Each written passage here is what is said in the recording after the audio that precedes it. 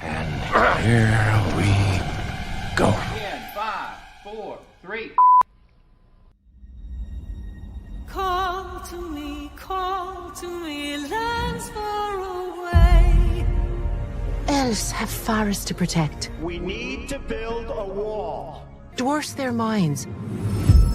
Men their fields of grain. But we Harfoots have each other. For I must now wander this wandering day. We're safe. You have fought long enough, Galadriel. No. Put up your sword. The enemy is still out there. The question now is where? It is over. Nothing is over! Nothing! You were the chosen one! It was said that you would destroy the Sith, not join them! If you only knew the power of the dark side. Darkness will march over the face of the earth. It will be the end, not just of our people, but all peoples. Everyone! I am sorry, but their time has come. The past is with us all. The past is dead. We either move forward or we die with it. This could be the beginning of a new era.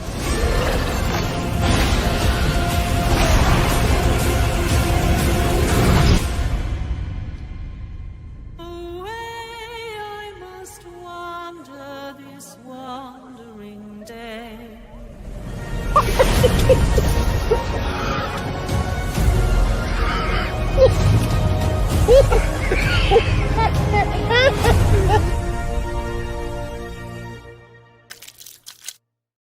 To him finally being lionized as in the prime and his prime. Fuck. Do it! Shit. Just do it! Don't let your dreams end. Yesterday, you said tomorrow. So just do it! Make your dreams come true! Luke went from being, oh no. Welcome, Slayer Nation. I have some great news for you today. I hope you're all doing great. Nope, that didn't work. One more. You have failed me for the last time. Welcome, Slayer Nation. I hope. If you're tired of starting over, stop giving up. That is eating away at what you love in order for it to shine. And one man's vision is... Sometimes you don't have to make things better for them to be great again. You merely have to Okay. Hollywood continues to slow boil the culture and crazy. Well, right now, Spider-Man actor Andrew Garfield has stepped up and he's fighting motherfucker.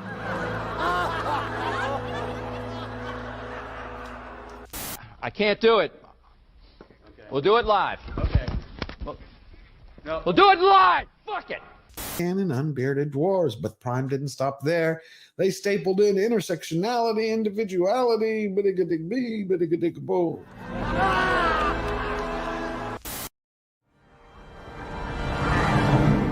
So it begins. At my signal, unleash hell.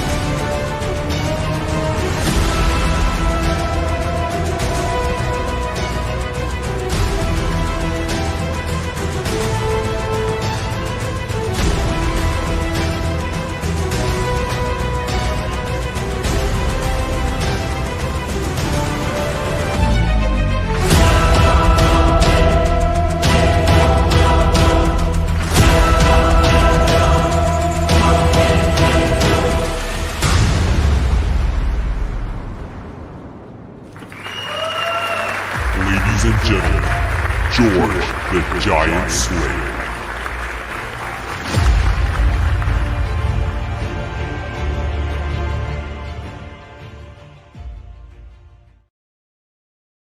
What's going on, everybody? It is great to be back with you all. It's Wednesday, May 28th, 2025 in the year of our Lord. And how are you doing today? We got a good show for you, and the camera is screwing the pooch. Anyway, we're going to get them out here. We got Tom and Verbal Riot joining us. How you gentlemen doing? Good. Very good. Yeah, it's been a crazy day. We got a lot of news, actually, this week. We had Tom. You didn't do anything. We got Tom Cruise, who's kicking ass, showing why he's the last movie star. You have Caitlin Clark. Did you see the injury that she had and how ticket prices suddenly got chopped in half in the WNBA? No, I missed that. I've been like kind of lightly keeping up with that whole thing, but I don't know, man. It's still the WNBA, so I have very little interest in it. I know it is, but I don't watch it. But Clark is a phenomenon, and when you see her, and then the type of ratings that she's brought in, that they say that ESPN has her up there with Tiger Woods, LeBron James, like as the three main athletes that they I mean, you know what? I'll give her that credit because look, we're only talking about the WNBA because of Caitlin Clark. That's it, exactly right. And the way that they talk about her, I'm trying to fix the damn camera. And the way that they talk about her is just horrible. I mean, you had a player the other day who was caught on camera in one of the games who's like saying something like that fucking white bitch trash. I mean, they just can't stand her. And you think because you basically have this, great white hope, right? That comes into a pretty black, dominant sport and dominates. And I think a lot of them can't handle it. And especially it's weird, man. Like, that kind of thing isn't as big in the NBA as it is with the women. For some reason, the women just can't stand that a white girl's come into their space and has kind of look. The thing I don't get is these women are eating off of Caitlin Clark. Right, they're going on private jets instead of buses now. They are eating because of this woman. You would think they would show a little gratitude. You'd think they'd be less worried about white women and chicks with dicks in their sport. But that's what I'd be more concerned about, Tom. Yes. Is at what point are we going to start getting the trans women in the WNBA? I think we already have one. Brittany Griner. We have plenty, I'm sure. That's my point. Is there's probably more than we realize. Come on. I've seen pictures, which I can't show because of YouTube. There's no way that's not a dude. Yeah, exactly. Like the whole boxing thing. Yeah, you can say they're a woman now. That doesn't mean they are. Right. It's just not possible. It reminds me of that Dave Chappelle joke, though. Like, LeBron going into the WNBA and getting like 700 points a game. Right. Yeah. Well, that's basically what these guys generally are, is failed at whatever fucking sport they are in to begin with. And that's what the South Park episode was all about, right? Like, I mean, come on, give me a break. I don't even see how these people should be celebrated. That is one of the most pathetic, saddest things. And I say, that the proof is in the pudding. It's because okay, where are all the trans men in men's sports? Oh, you won't see it. Exactly my point. Because there's no. It's ridiculous. Because trans isn't even a real thing. It's called mental instability. That's what it is. And people are facilitating this. It's LARPing, and people are facilitating this on a daily basis in their own lives. It's like, look, you want to be that way in your own personal life, fine. I know plenty of very well-adjusted trans people. I don't necessarily agree with their lifestyle, but hey, they seem normal enough. I'm not going to say shit to them. But there, a lot of these other ones, a lot of the other ones are nuttier than shit from what I can see. But you're right. You'll never see a biological female go into a male-dominated sport and dominate. No, of course not. You're not going to see that because men and women are built differently. That's the reality. But then you have people who play dress up and decide to change everything. We got governors still trying to fight for it, fight against it. It's nuts. But that's why this week reminded me of something that we don't see enough, because all we get typically coming out of Hollywood is, Pedro Pascal licking his glow stick, or Rachel Ziegler ranting hate in a ball gown, or Cynthia Erivo and Ariana Grande fingering each other. George just got me all fired up already.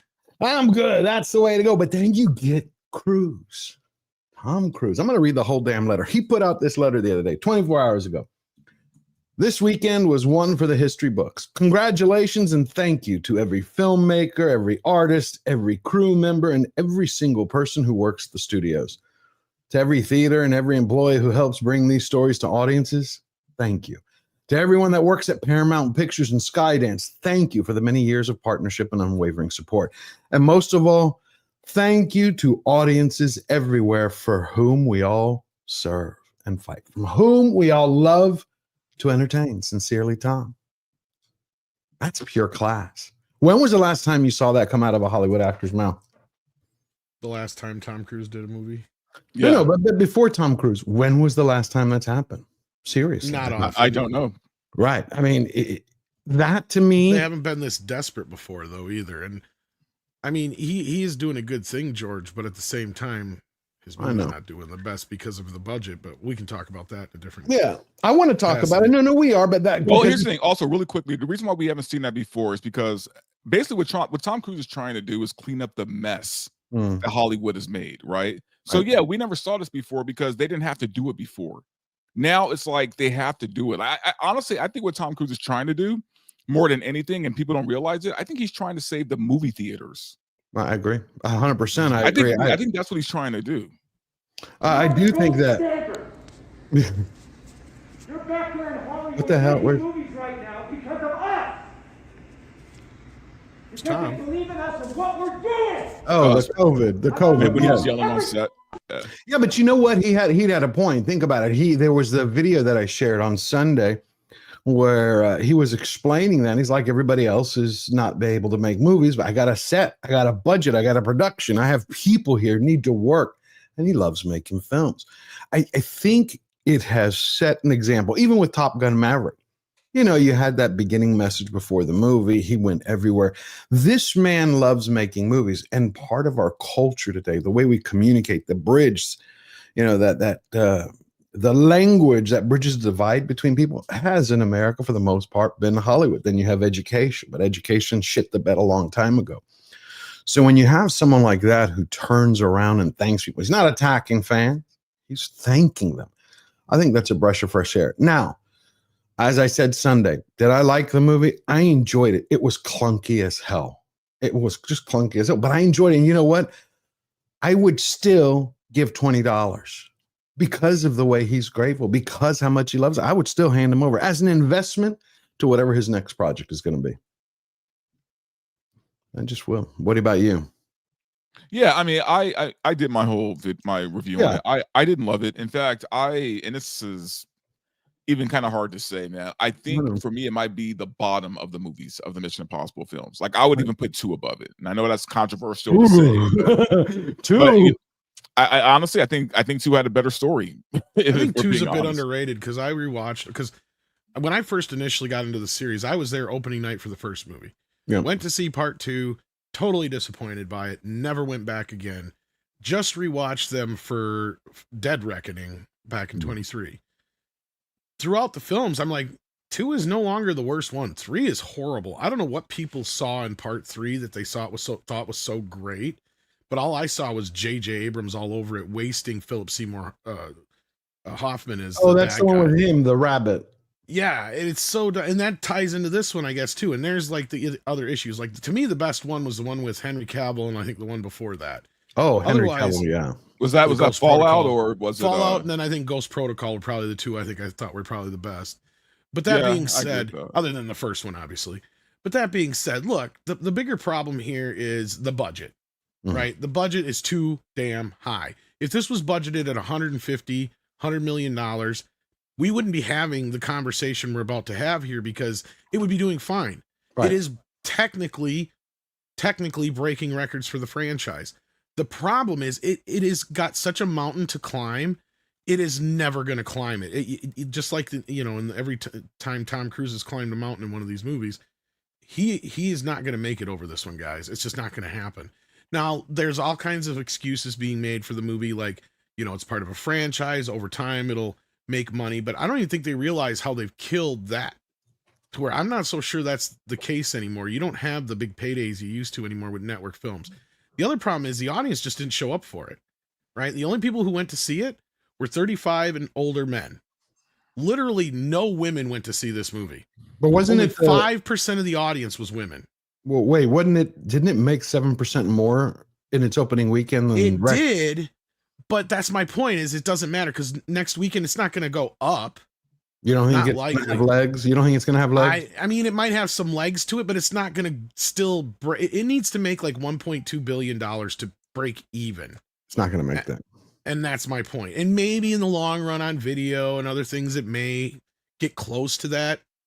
But at the end of the day, you add in the loss that the last one had, plus this one, it's not going to help because unfortunately, like with Verbal saying, unless you had everybody going out there saying, this is the best Mission Impossible movie ever made.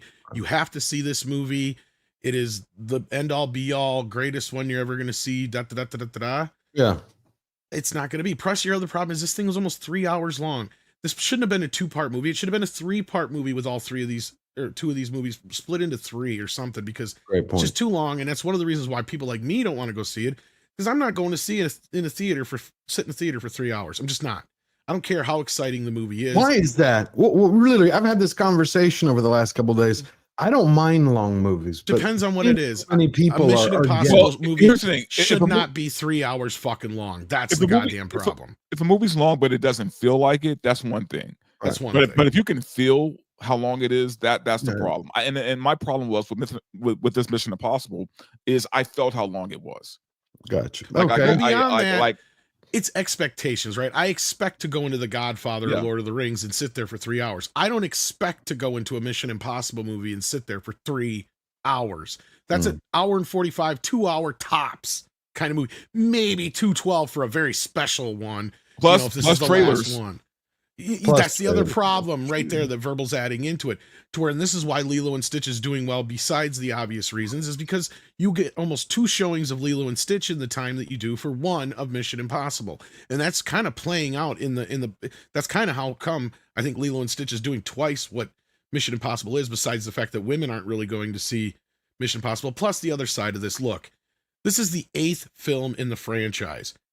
He's given Jason a run for his money. And I ain't talking about Jason Bourne. I'm talking about Jason fucking Voorhees. At this point, Jason Voorhees was in Manhattan, guys. Right. I've said that before. What's next? Mission Impossible Goes to Hell? Right. No, but that's X. That's the next one after that one. He is going to space. The only thing I would say with this is Lilo and Stitch. I still think, now that everybody went into the weekend, I really do believe that word of mouth is going to spread about that ending. Unless I'm wrong. I don't think it's affecting anybody outside of our realm. Really? I could be wrong, but look, I went to see it. I didn't have as many issues as other people did, but I talked to 3 or so normie families this weekend that went to see it. They did not bring up any of the crap that we're bringing up. The only people the only people I hear are Diz nerds and us talking about this stuff. Everybody else don't care. The kids want to go see it again. Yeah. My little nieces and nephews loved it. Yeah, but what does that say about our culture? Think about that. Break up a family in the end of the movie. When Disney used to be about bringing families together. It's serious. It's a little bit more nuanced than that. Like, I don't know if you saw the movie, but no, I haven't. Like I said, I didn't want to see it. It's being. I'm not going to say it's not a good. The movie's not as good. I think it tried to take a more realistic approach. It does, and that's what I've been trying to tell people is like, look, they, for better or worse, they tried adding a more realistic scenario. And adding some more character to Nani. And in the end, I think it was muddled in how it was kind of presented to the audience. Because the way I took it was that Nani, because like in the original film, people kind of seem to forget this. Nani does lose Lilo at the end. The only reason she gets to keep him is because all hell breaks loose. Right? But she didn't make the choice. And well, it doesn't matter. She still loses her. Like, she's in the car, Bubbles is about to take off with her, and Lilo takes the fuck off. Right. Like, that's the only thing that stops everything in the motion at that moment. And you have kind of a similar situation here, but the problem is when it happens, instead of Bubbles being the only social worker, you have another character that's kind of a middle in between that is played by the original voice actress Tia Carrere. And she kind of tells her flat out, like, you were told you have to do these things and you didn't get them done, and now something bad has happened and we have to get involved. Right? There's no choice now. We have to get involved. And then she comes back later with a family friend who's basically like an extended member of the family and says, look, we can sign over the rights to this individual. It'll be an easier transition and all that kind of business, and you can still be a part of Lilo's life and all that kind of stuff, on and on and on. And that's basically the choice she makes.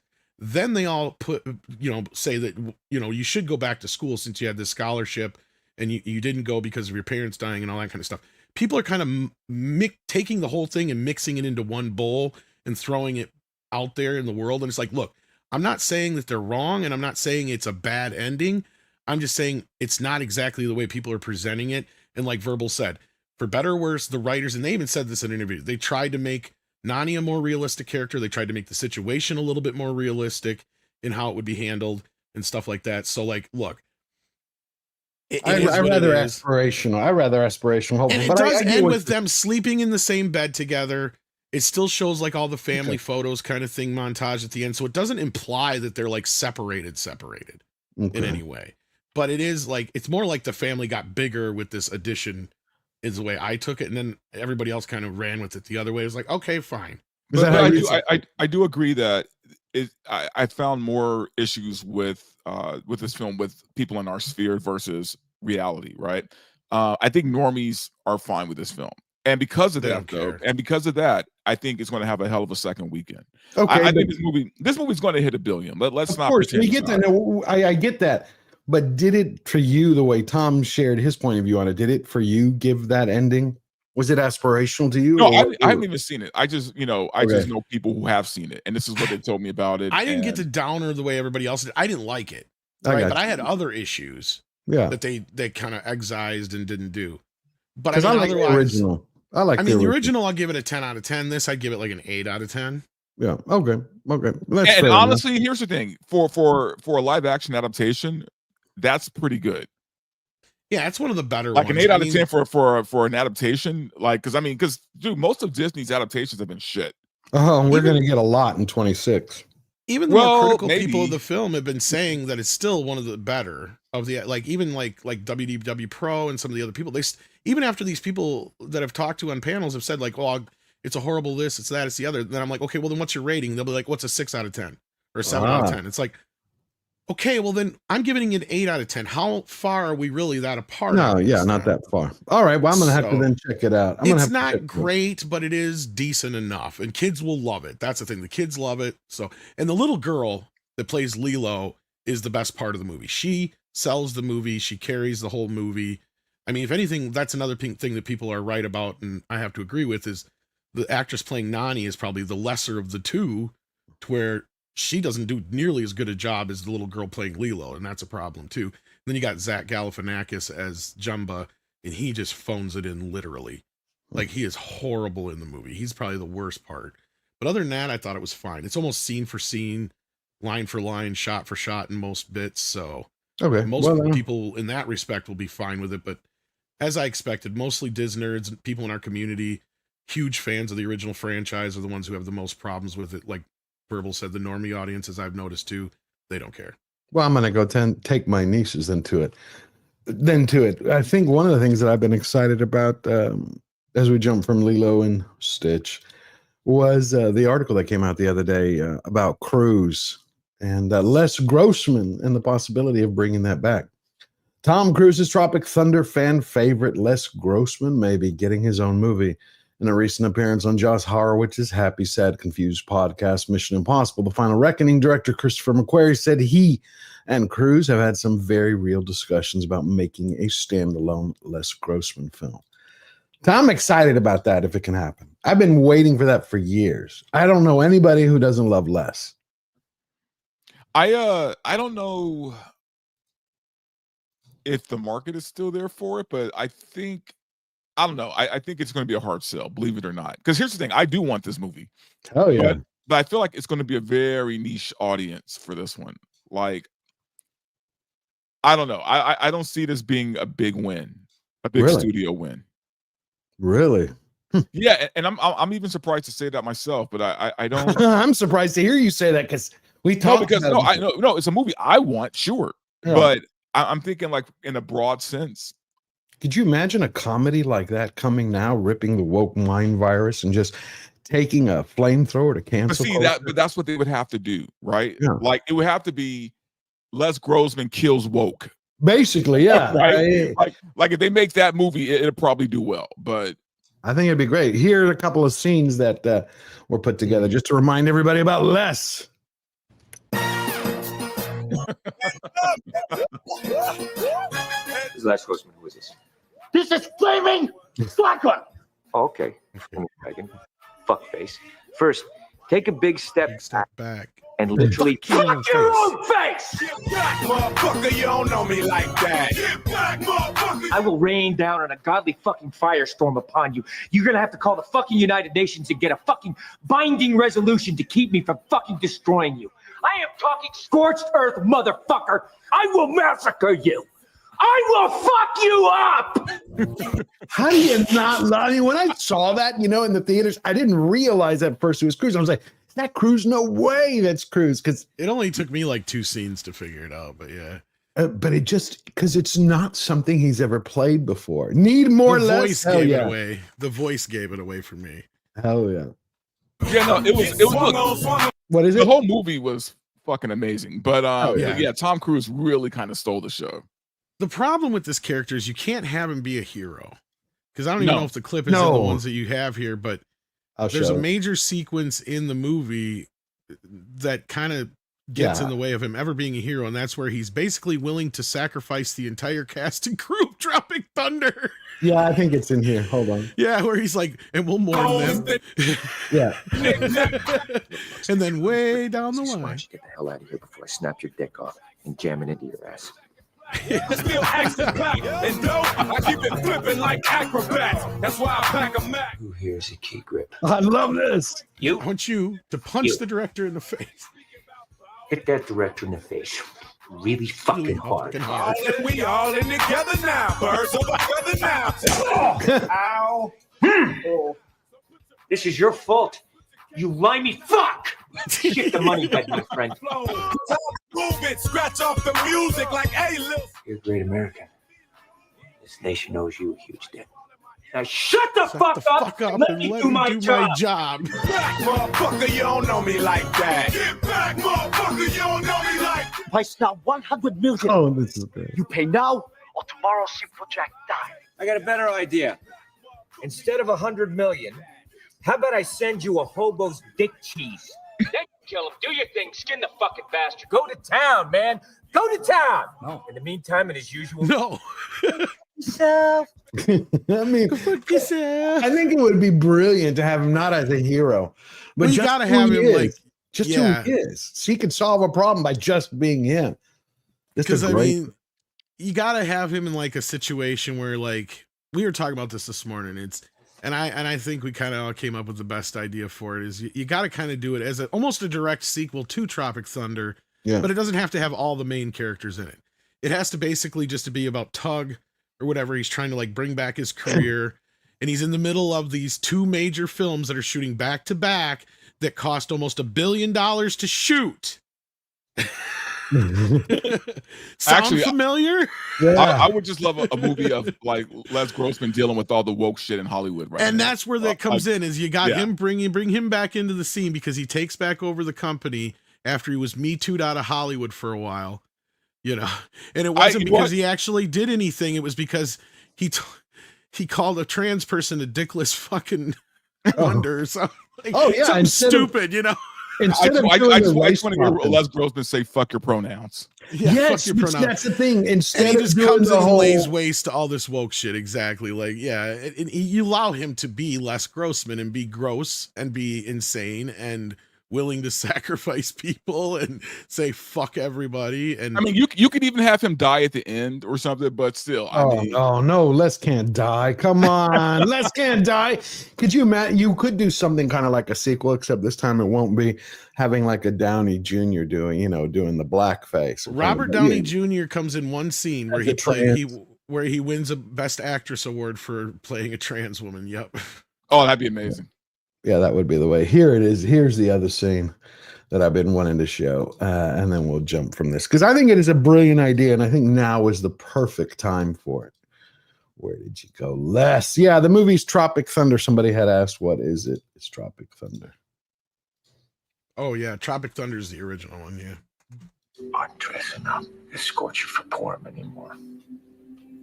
Speedman is a dying star, a white dwarf heading for a black hole. That's physics. It's inevitable. We've been handed an incredible opportunity here, Pac. The universe is talking to us right now. You just gotta listen. Saying G5 player.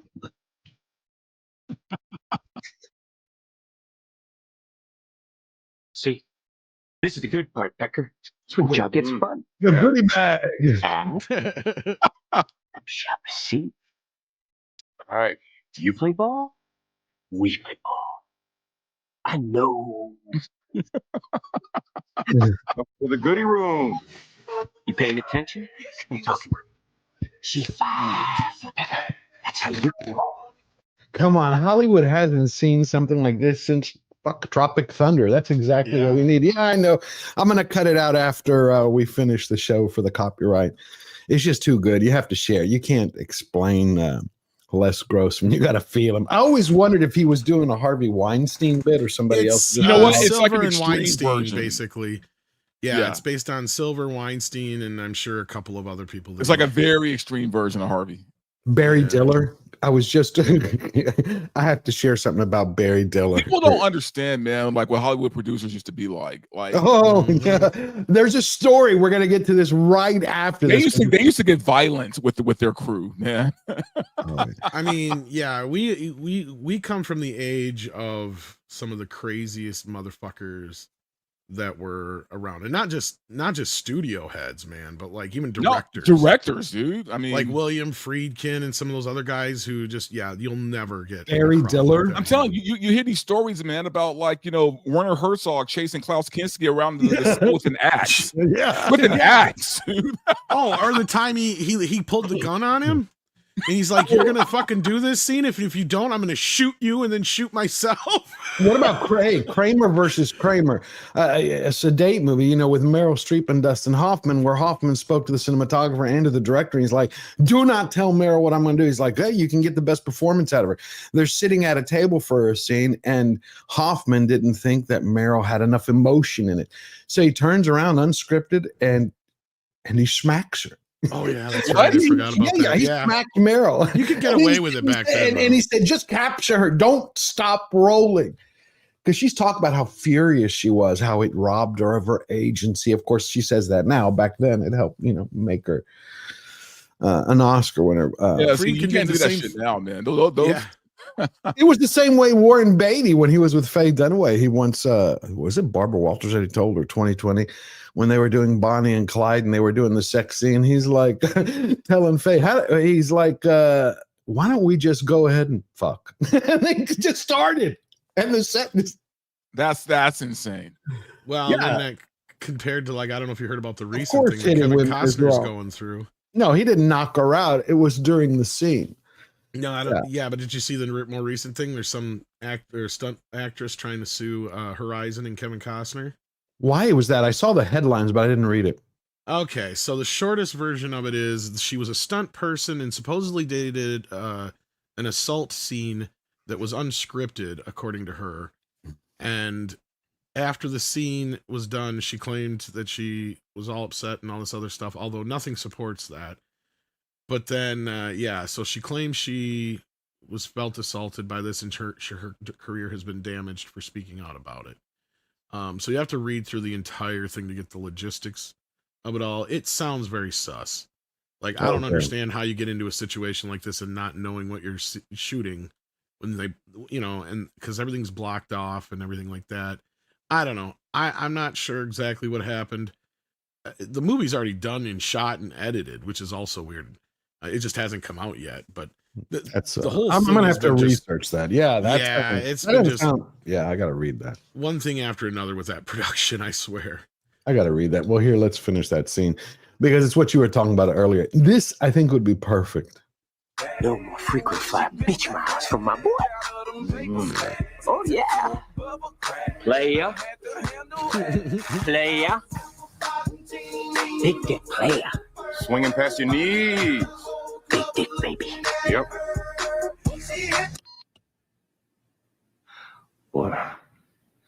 You can grow a conscience in the next 5 minutes and see where that takes you.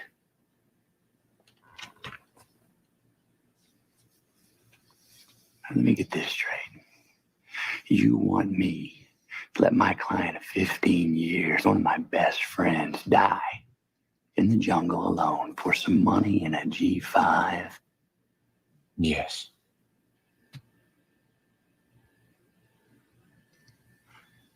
A G5 airplane. Yes. And lots of money. Play. That's saying it's just like, damn. And we'll mourn them. And then way down the line, we'll file an insurance claim. Here's the only thing. Here's the only thing. If they make that movie the way it's supposed to be made, we'll love it. But Tom Cruise is definitely finished in Hollywood if he makes exactly. Yeah. How could he be finished in Hollywood? He's basically the king of Hollywood for years. I mean, how many? He's the king for us, but budget block. I'm talking about box office wise. How many? The left ain't giving it up, man. They're not going to hand him the keys. They should. Literally, I think he's only had 2 flops financially. I mean, a couple more than that. If we're talking like his whole career, man, like he probably had a few more. But the thing is, like, even the flops were still pretty enjoyable films. Right, but I'm talking most about consistent. Right. I mean, how much? I would love to know, which I'm now going to have to look up in a little bit. He's had more than 2 flops, I think, though. I thought it was all the right moves in The Mummy. Well, Vanilla Sky didn't do that great either. Yeah, I mean, he's had a few others, like Valkyrie didn't do all that great. Yeah. Oh, I thought it was a critical hit. Even Edge of Tomorrow didn't do that great. No, Edge of Tomorrow was considered a disappointment. I mean, he's had more that I would say you're right, though, in George, in a sense that I wouldn't say he's had any major, like who would you put? Tom Hanks has generated more money for Hollywood than Tom Cruise, or Tom Cruise? That's hard. That's a hard one. No, I'm pretty sure Tom Cruise is in the top 5 or 10, right? Because I mean, you got to remember the '80s. Like, he was only 3rd or 4th to like Eddie Murphy and Harrison Ford, and God, he might have been 3rd. Yeah, and you got to remember the only reason Harrison Ford is number 1 is because of the Star Wars and Indiana Jones films, right? Right. Because really, that's where I consider Eddie Murphy would really be the true star of the '80s, because he had more consistent non-sequel hits than any other actor. And then I'm sure he's much more profitable than like Schwarzenegger and Stallone were. I just figured with his ability and his network and his new deal with Warner and just the network that he has, he could pull it off. He could pull off a full Les Grossman.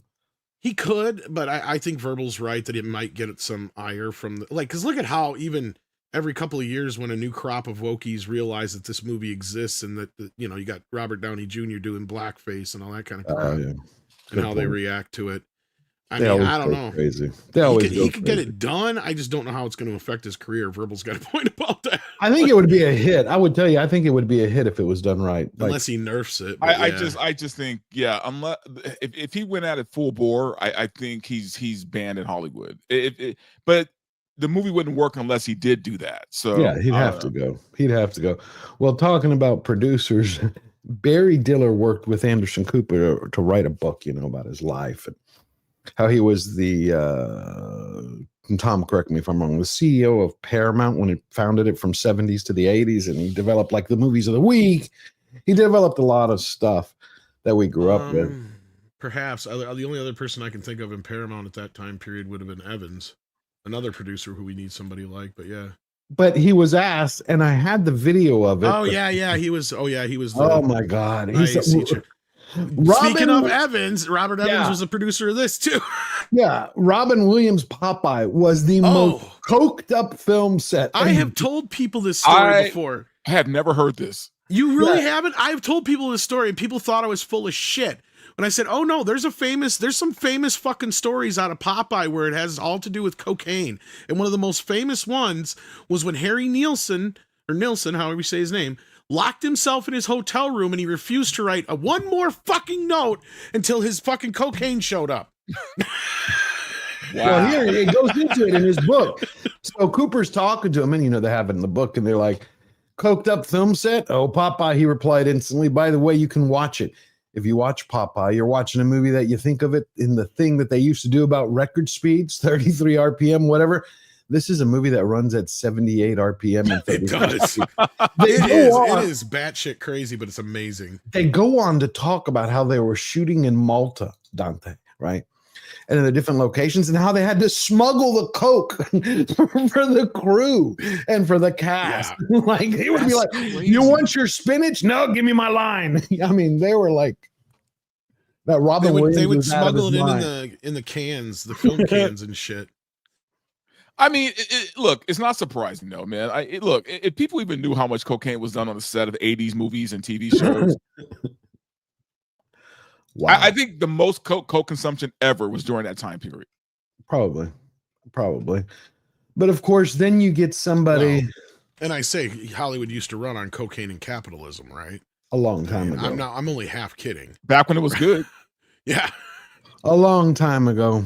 Unfortunately, then you turn around because there was a Bond update for Bond 26 that Alfonso Cuarón is out. He will not be directing the next Bond for Amazon, MGM, because supposedly there was, according to World of Real, there was going to be and I don't know what, this doesn't make sense to me. There was going to be a second team that was formerly a show associated with broccoli, and it pissed him off. And that reminded me of Idris Elba. This is a little bit old, but I'm working on a video about how the UK is currently, it's facing its own Orwell. You get arrested for free speech, posting a meme, posting the Union Jack, and Tommy Robinson was freed from jail the other day. So the battle is just beginning for a UK uprising. And then I take a look at Idris Elba, who I used to consider to be a legend. And I don't know who got to him, what happened to him, but he's now I can't say the word that I want. He has gone into, has lost his mind in the woke mind. The truth is that kitchen knives are perhaps 25% of the knives used in most of the terrible crimes. That's one of the stats in the films. And those kitchen knives are usually a domestic situation. Okay. So kitchen knives, of course, it's very difficult. They're domestic knife. I do think there is areas of innovation that we can do with kitchen knives. I hate to say it, not all kitchen knives need to have a point on them. That sounds like a crazy thing to say, but actually it would reduce. You can still cut your food without the point on the knife, which is an innovative way to sort of look at it. And in a country in crisis, I'm sorry, but yeah, let's look at that. Has anybody ever thought about just, actually arresting the murderers? Well, this is where this is the full extent of where liberal logic goes to, right? Because you could say, well, ban guns, because bans, people shoot people, right? And guns are bad, and guns are dangerous, and no one needs a gun, right? So what happens when you take away all the guns? Well, then there's knives. Take the knives. Take the knives away, because knives are dangerous, and people get stabbed with knives. Baseball bats. Sooner to be spoons. You can jab somebody in the eye with a spoon. So take those away, right? It's their logic. And unfortunately, here's the thing: Idris has to work. But but how did he change? He was based before. He kept it to the industry. George, now you have to kiss the ring. You have to kiss it. Before, you can kind of skate around the ring, right? Now you have to kiss the ring, or you're out. Right, but I think he's doing more damage to his career. I was trying to trace this thread, the post, and it's a little bit old. So I went to look at Instagram, went to look at TikTok. I was trying to see how has it impacted his image in people's eyes, and the comments are the same across all of social media. They're like, what the hell happened to you? What pictures do they have on you? How did you sell out? Yes, there could be pictures. But it gets worse. It gets worse. But the truth is, all knives, the loophole on the heritage knives allows the sale of zombie ninja swords to be sold. So while you've got your granddad's sword on there and you want that, that's fine, of course, but it is leaving a loophole for someone to carry a ninja sword. So let's ban them all. And if you have one of those knives, get a license for it. Simple as that. And I think it's a small contribution to society if you say, right, I'm going to back that. I'll get a license for my granddad's sword because it is leaving, these kids vulnerable. Actually, it isn't. Guns don't shoot people. Knives don't stab people. Baseball bats don't beat people. What are they going to do? You get rid of it all, right? Let's say cars, trucks, bats, knives, maces, chains. And what's going to happen when the guy chokes somebody to death? Well, George, you're looking for logic that isn't there, man. I mean, but by the way, just on another note, if I was able to walk around with a ninja sword, I do it all the time. I would go to the market with my ninja sword. You mean we're not? Damn it! And I think that's how you end up with this goober. We get this other guy here, right? You heard of what's going on with Starbucks lately? Which one? The whole thing about they're doing that. Some of the Starbucks, the ones which are unionized, they're doing this kind of like strike where they're holding these fashion show protests. Outside of the Starbucks because of the fact that they're Starbucks, an actual company, said we're going to enforce a dress code, like they used to have. Yeah, Did they have the Starbucks always had a dress code? It did, but then they tried to do something. I don't know the specific policy, but it was where they had offered them for a short period of time an ability to express themselves. You could wear whatever you want. You could express yourself, be creative, yada, yada, yada. It didn't work out. I mean, correct me if I'm wrong, but I remember Starbucks going into Starbucks and everyone wearing like khakis and a black shirt. What did that change? Usually you have a uniform for reasons, for various reasons. I mean, and none of them are dumb. And I mean, look, I don't give a shit.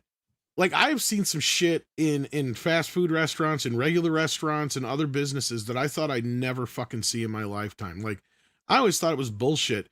Like, I was not allowed to have, like, fucking earrings and other shit when I used to work at all these fucking places. But yet everybody else now can have long-ass fucking hair, long-ass fucking nails, can have all sorts of other kind of weird shit. Beards and with the little pointy unicorns. Yeah, there's a girl who's got a unicorn literally on top of a mohawk. Dangling. Here. Even bars have a uniform. So when you were could you imagine if you're a bartender and your job came to you, your boss said, you can wear what you want. That's what they did for a short period of time in some of the places. We want you to express yourself creatively. They try it. They see sales are slipping. They see discipline slips. They lose money. They go, we're going back to a dress code. That's it. Which is their prerogative, by the way. They own the company. Yeah, that's not what these people think. Something that Starbucks loves to do is allow partners to be themselves or whatever that PR that they want to push. I don't understand how that's in good faith of letting us express ourselves. I don't understand how that's supposed to embody craft and culture and bring us back to that coffee house kind of vibe that Starbucks is asking for. Is that a dude or a dudette? I can't tell anymore. People in a zone. You can't understand. The voice is a dudette, but I don't know. That people are taking out away, and that you can't understand that it's not appropriate to tell someone that they are okay, that they should be doing the work of 4 people. That's disrespectful. I'm sorry. How often do I see you actually on the floor and actually helping instead of going against things that help us? When your partners are saying, I need you, I need help. Sorry, we're busy. I would just fire all these people. Sorry. Exactly. That's what I say. Fire them all. I'm sorry, but here's the thing. Your job as a barista isn't that difficult. No, You know what I it mean? isn't. But they're going everywhere. Now the thing that they're doing is they're starting to walk, they're going back into the Starbucks and they're taking the video camera, and while people are ordering drinks, they're starting to lecture. So they'll sit there and they'll lecture and they'll shoot. I'm trying to find where the hell that clip went. Oh, then they're trespassing, right?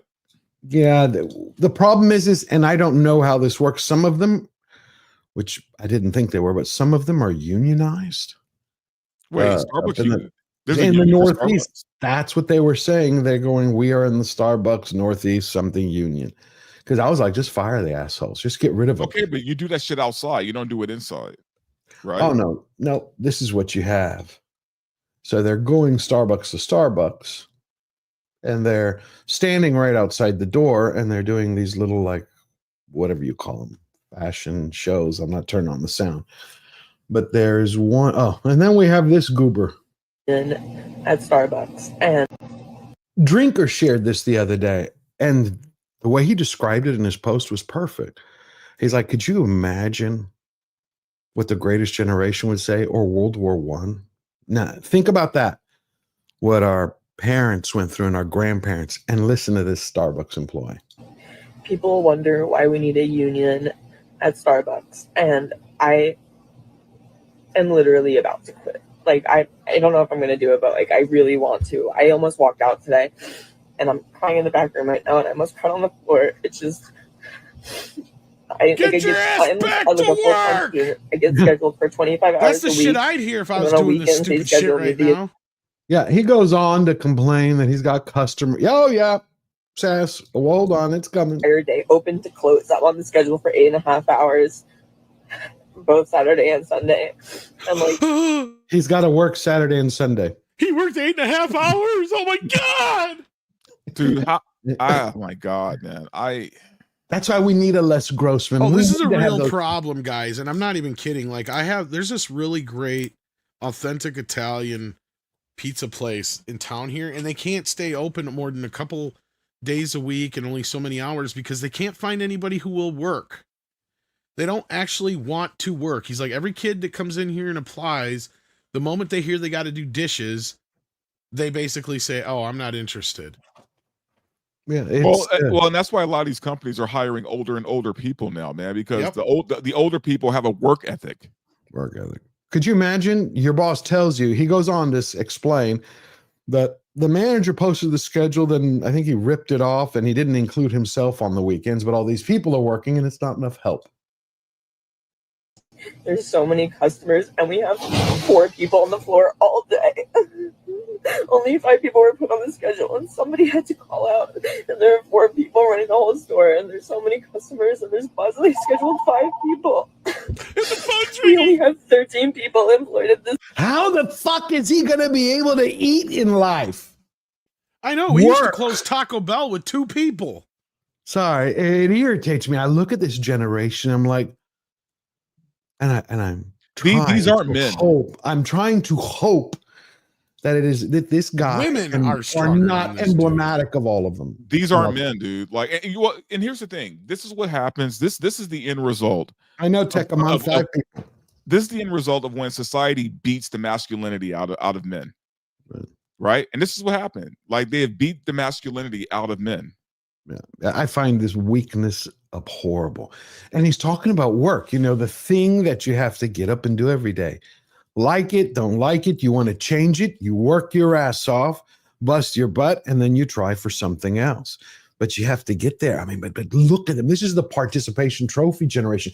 And he doesn't stop. But you know what the thing is? He's not ashamed even to just sit there and cry and bitch that they're supposed to have 5 people, but he only had 4 to help him. The store, and there's so many customers. And the phone's ringing. We don't have fair scheduling. Managers don't care about us. Our manager was supposed to come in this weekend, and he took himself off the schedule, so he wouldn't be able to be held accountable. He just literally tore down the schedule that he was scheduled on and put up a new schedule where he wasn't on the schedule. Also, he couldn't have even seen that he was scheduled in the first place because he didn't want to be held accountable for not wanting to come in. They don't want to help us.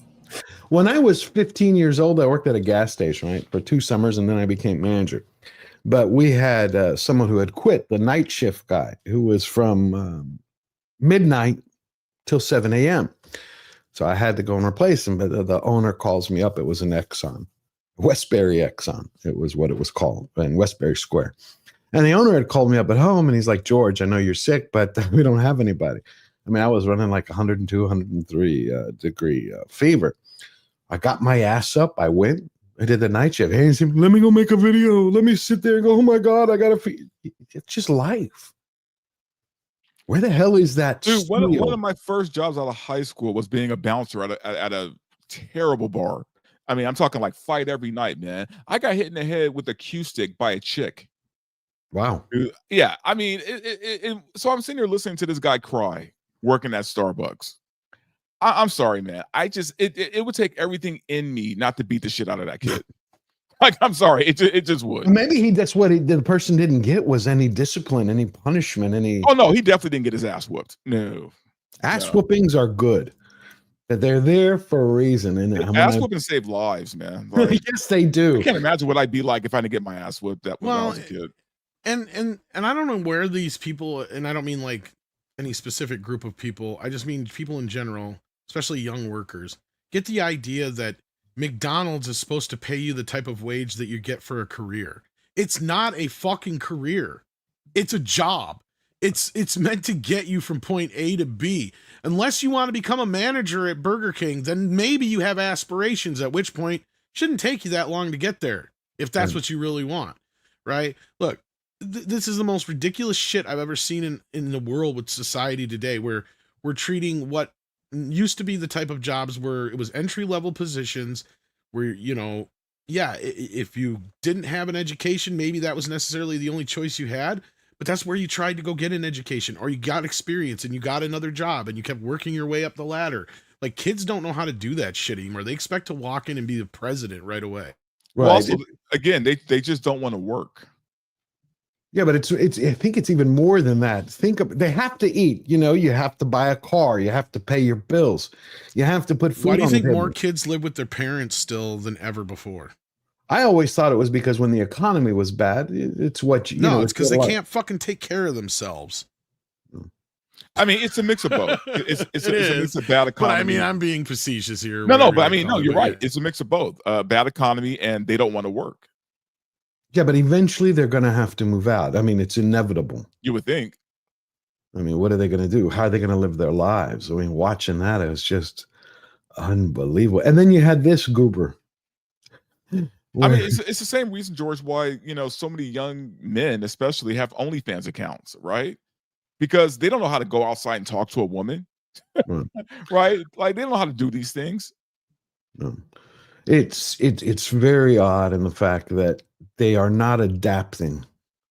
You know, when something happens, they're not adapting to the situation to pull themselves up by their bootstraps and go, okay, this is the shit that I want. This is what I have to do. Period.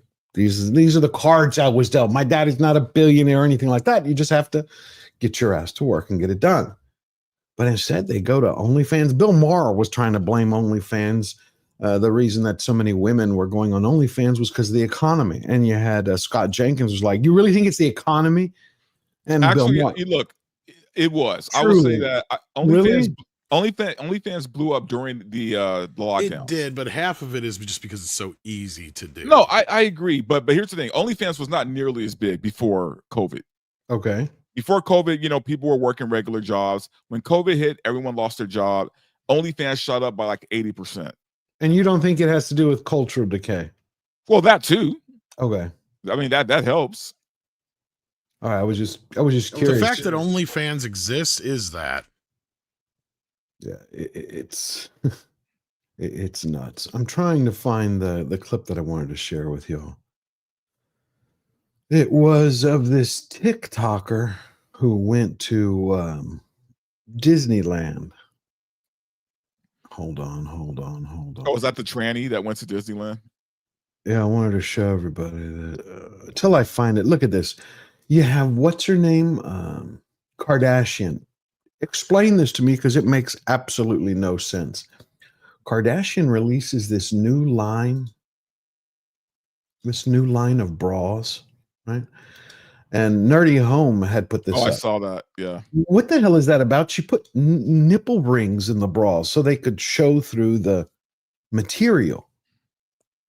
Is that like supposed to be some type of? It's something to be for edgy women who aren't really edgy, who don't really want to get their nipples pierced. So it makes you look like you have your nipples pierced when you really don't. I don't know like what guy is really attracted to that. Like who's this for? You know? Oh, here it is. Here's the other clip, not of the person that I was telling you about. Another worker, because I've been working on 3 different videos more about culture, and one about the UK and 2 about culture. So I've been collecting these. Here's another potential employee that failed. I just fucking interviewed at Little Caesars. And I was so anxious for that interview. Guess what that interview was? We walked outside onto the sidewalk and she asked me for my name, my phone number, and what hours I could work. And then when I said Monday through Friday, she said, what about weekends? I said, no, I can't do weekends. She said, we're really busy on weekends. And I was like, sorry, I can't do it. And she said, we're going to need flexibility. And I said, okay, I'm flexible. I can do weekends sometimes. Then she said, now, if I schedule you, if you request days off weeks in advance and then I schedule you on that day, what are you going to do? I'm not fucking coming in. If I request days off and then you schedule me, I'm not coming in. I just fucking interviewed at Little Caesars.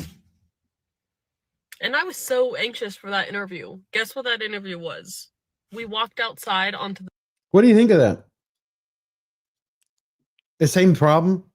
Pretty much. Again, these are people who don't realize, like, and look, maybe it's a young thing, right? Maybe it's because they're young and they don't realize. But we were young. I know, but we just had to do it. I guess they don't understand how replaceable they are, right? Maybe that's it. Like, they're so replaceable, they don't even understand that. They think that they're so special because I guess their whole life people have told them how special they are, that they don't realize in the real world they're not. Yeah. And if they don't want the job, there's about 50 other people who'll take the job. Yeah, Eric, I know. Wow. Because you're sitting here going, the person's like, well, I went to go get a job because I needed a job, but then they told me what the hours would be, so I didn't want to get the job. It's like, and here's the TikToker who was complaining. Oh, this asshat, he does this all the Coconut time. bread from Thailand. Yes, sir. Cool. Ma'am. Yeah, ma'am.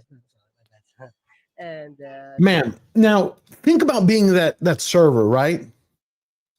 Because you were a bartender, so you're in the service industry. Oh, You're and I've gotten in trouble like with this kind of situation as a bartender. right, but it's reality. Your eyes see something, your ears hear something. You know, you go, I see man, ears hear man. Hello, sir. How can I help you? No, it's man.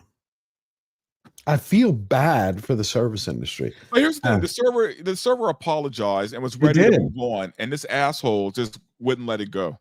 Yeah, because this is what he does. He goes to restaurant after restaurant, records himself getting misgendered so that he can make content.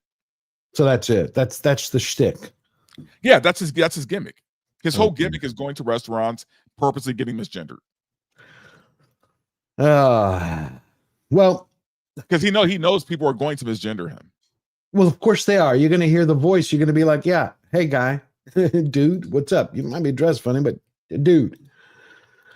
Well, then you also had, I was looking over at MCU Direct, and it looks like Disney is checking for 2026 to be like their comeback year. These are all the films they have coming out. 9 movies confirmed for 2026. This I've never heard of. Send Help for January 30th. It's slate is Send Help, a survival horror film directed by Sam Raimi. Okay. Could be good. Yeah. Sam Raimi used to be great. I don't know today. After, Multiverse of Madness, Doctor Strange film, I was kind of let down by Raimi. I don't think that was his fault, though. Who do you think did it? Oh, Disney. They put the handcuffs on him, man. Right, but someone of Sam Raimi's caliber, I didn't think they could do that to him. I mean, unless your name is Chris Nolan. I mean, that's it. You're fucked. Okay. Then they got Hoppers, a Pixar movie. It's basically saying Hoppers will follow animal lover Mabel, who uses new tech that allows humans to hop human consciousness into robotic animals to communicate with actual animals. Okay, then you got Dog Stars, another release from 20th Century Studios, a post-apocalyptic sci-fi film based on Peter Heller's novel. Okay, and it's directed by Ridley Scott. Uh-oh. I love old Ridley. And then Meryl Streep's The Devil Wears Prada 2, May 5th, 2026. Because everybody was asking for that one. Right. It's 20 years since the original came out. 20. Who even remembers that anymore? So who's that made for? I wish Tom, are you here? Tom, I think I am here. What's up? So they're going to be releasing, I'm going through the 9 films that Disney's confirmed that they're releasing in 2026. And they're doing Devil Wears Prada 2 is scheduled for May 5th, 2026. Why would you release a film 20 years after its original? Like, who is that market for?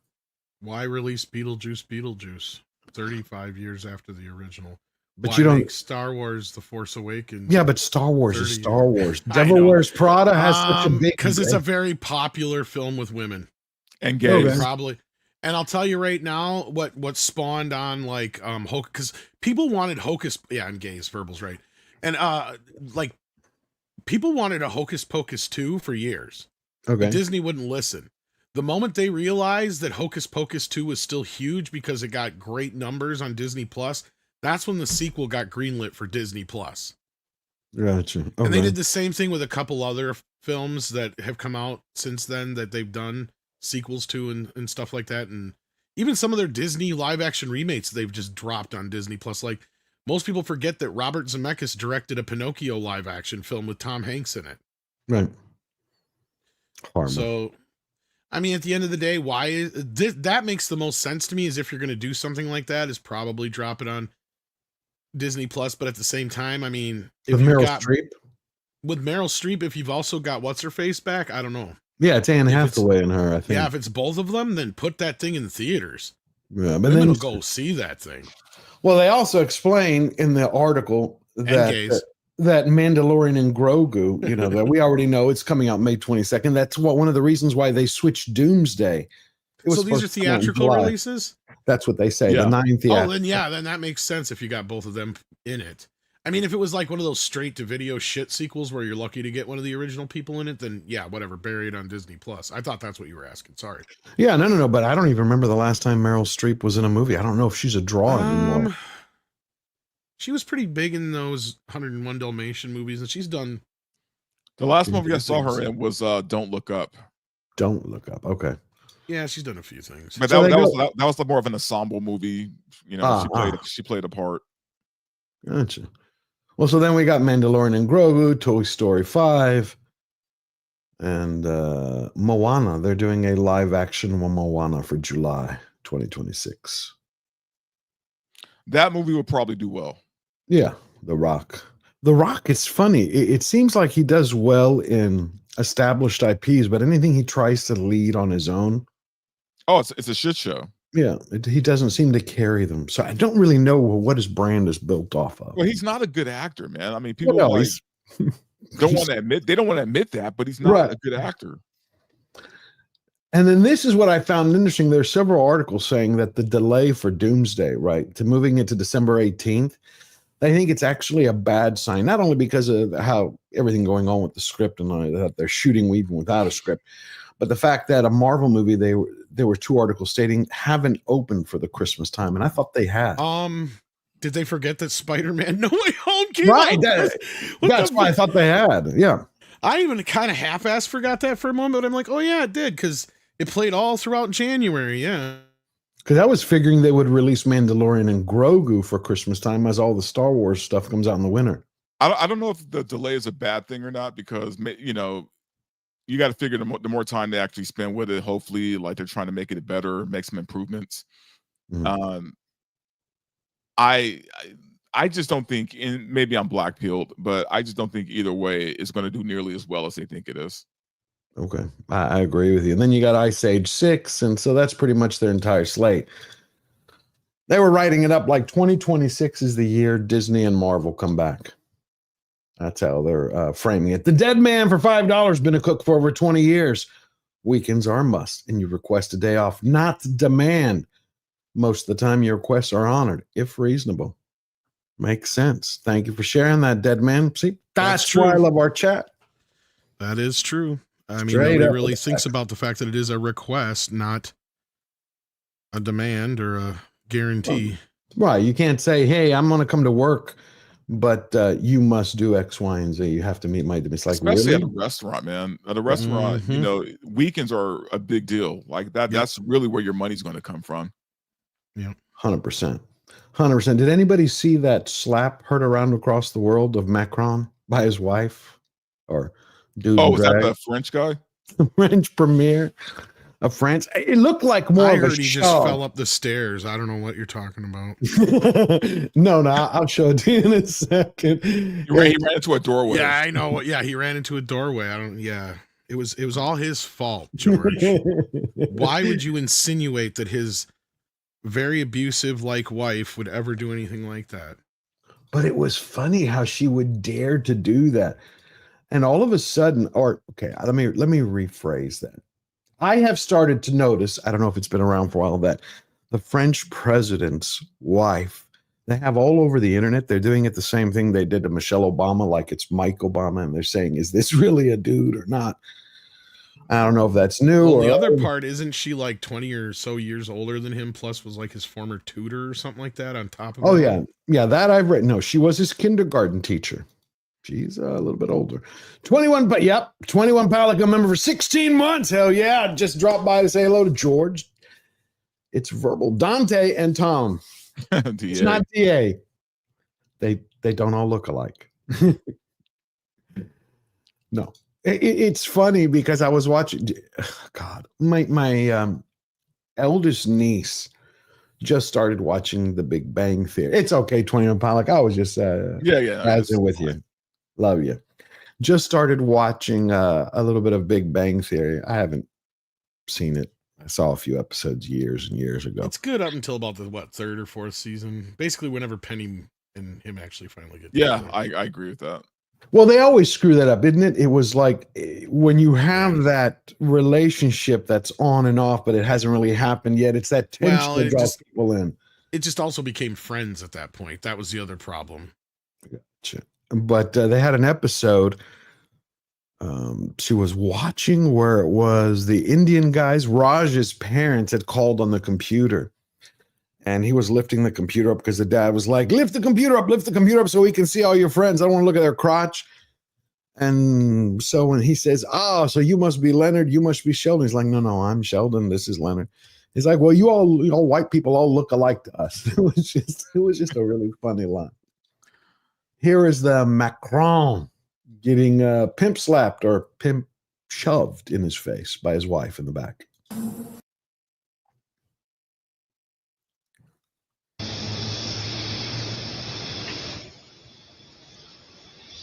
Wow.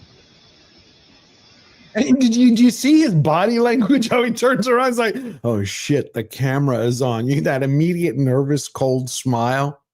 Where he's like, hello, I just was caught kidding. Yeah, because his wife just treated him like a bitch, dude, in front of like the world. You know what I mean? And he's supposed to be the president of France. Dude, that's embarrassing, man. Yeah, that's a divorce. You never live that down. And the thing is the memes are everywhere. Everywhere. Eric K, the king of the mods, and my brother from another mother, comes in for $5. George, rumors of Macron's wife being a transformer have been around forever. Look at old vids and pictures of him. He is definitely. Oh, yep. Well, I haven't seen a picture of her, so I don't know what she looks like. Wait a minute. You have not seen a picture of Mrs. Macron? I have not. Okay, I will show you. Because Mrs. Macron is she a handsome woman? Handsome. She's at first I thought she was like an aunt that wears comfortable shoes. And but then I started to have doubts. Wow. I mean, with the French, you never know, man. Macron wife. I had it here a second ago. It was the French are weird fucking people. Yes, they are. But this one is a little bit different. A little bit different. Especially being the kindergarten teacher. You know, she was his kindergarten teacher. Oh, no. Can't use that pic. That is X material. Oh, here it is. Of his wife. Yeah, it was on X. Can't show that one. That's her. Oh my God. She's, I think, 50 years younger than older than Sasquatch, man. Like, what the fuck? Yeah, she's like 50 years. I think it's either 45 or 50. Strong with the force you are. Wait, she's supposed to be how old? She was his kindergarten teacher. Oh, so wow. How old? Yeah, she was his kindergarten teacher. She's 72. Naughty. That is, I don't know, man. The French are weird. He's 46. So, no, I thought it was a little bit older than that. Yikes. 21 Palika gives 1 Georgia Giant Slayer memberships. I love it. Thank you. And whoever got it, please thank 21 Palika. I appreciate it, my friend. That is the way to go.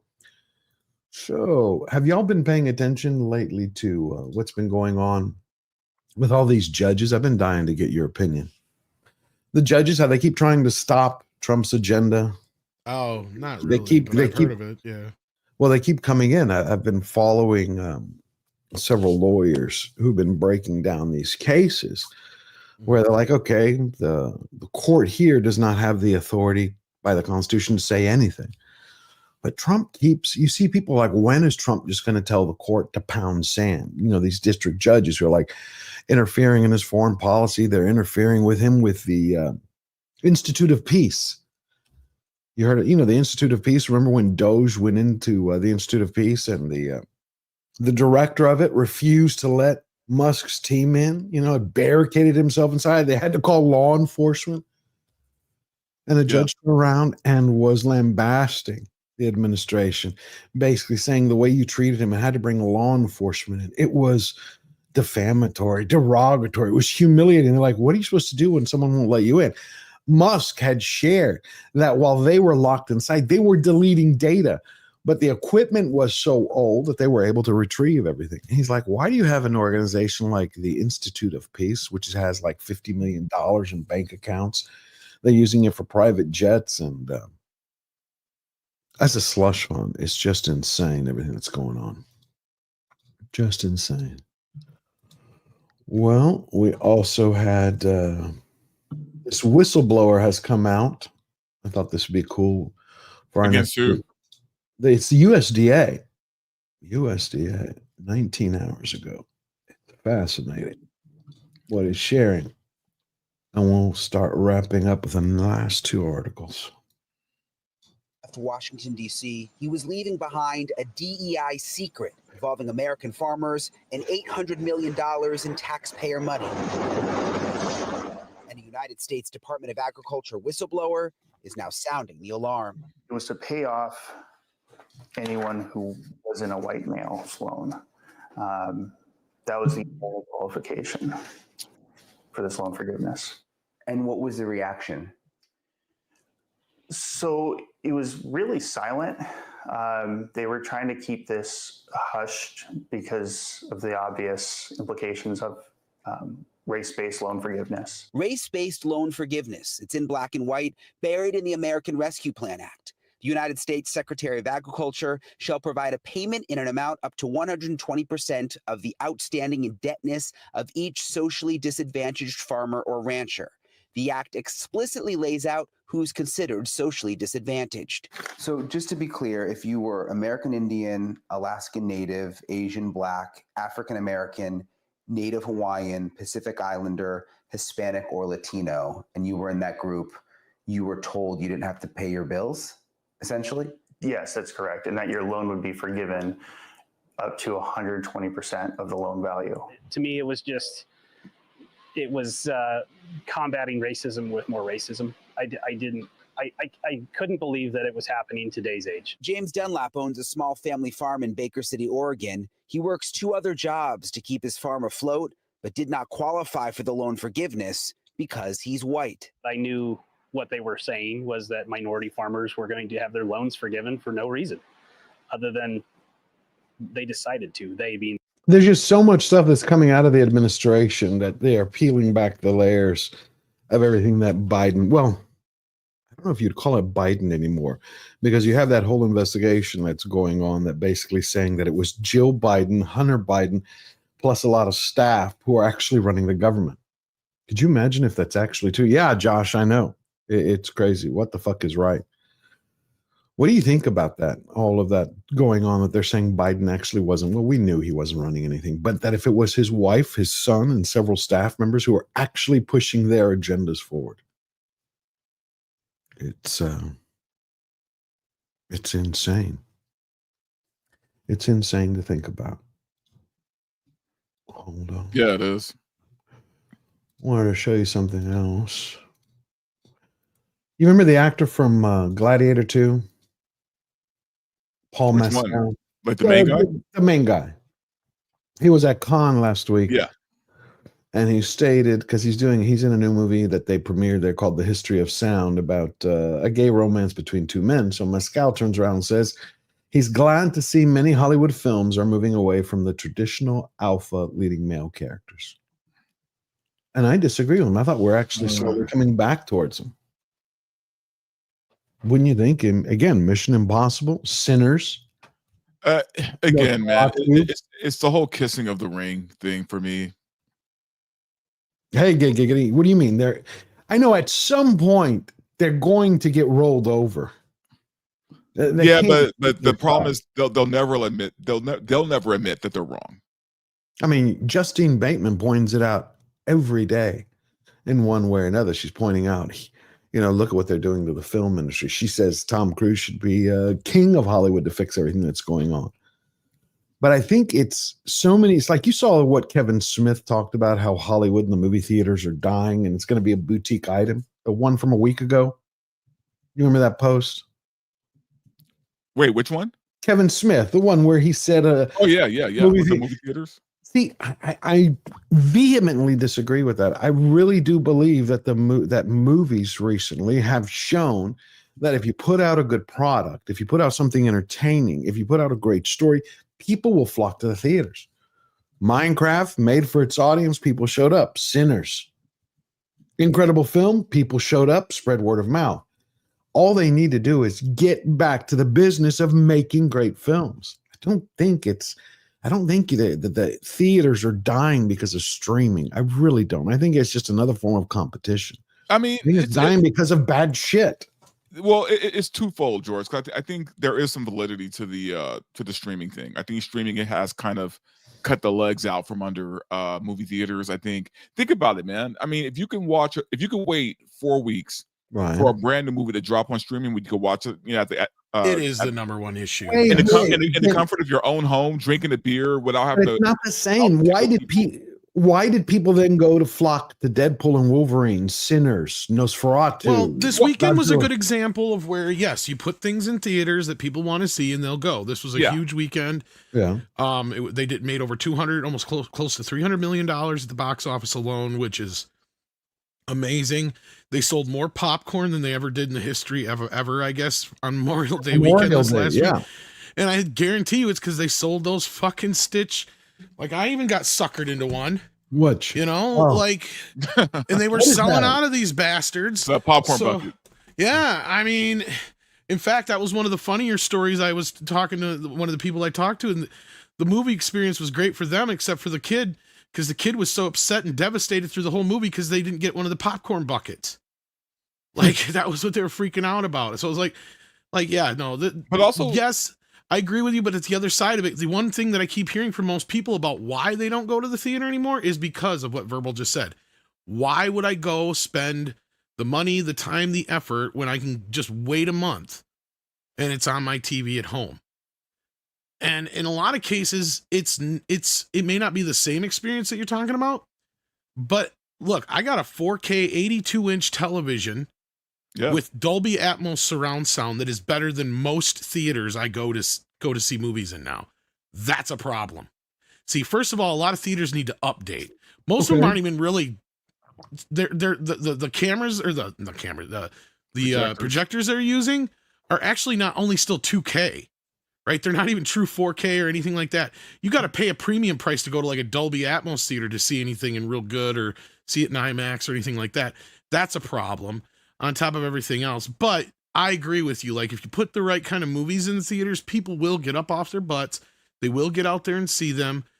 This was a great weekend for it. You had 3 movies that did very well this weekend and a couple other ones that benefited from it. No, George, the thing is, these are outliers, right? Like, don't get me wrong. Like, if you're talking about like a special occasion type thing, right? People will go out, right? They want to go out. They want to get out of the house. But if you remember, man, back in the day, at least for some of us, we were at the movie theater every week. I was there maybe twice a week. I saw every movie, but we're movie buffs. I'm talking about even the average person was going to the movies more. Because back movies were better. Right? Movies were better. After COVID, that all that really changed, right? Okay. And yes, the movies, there was a mix of bad quality movies But I think the biggest part of that was we got trained to watch movies at home. Right. I grant you that. I view it as another form of competition. That's where Hollywood has to up its game, but they haven't. They just keep doubling down. But how on do the you bad. compete with this?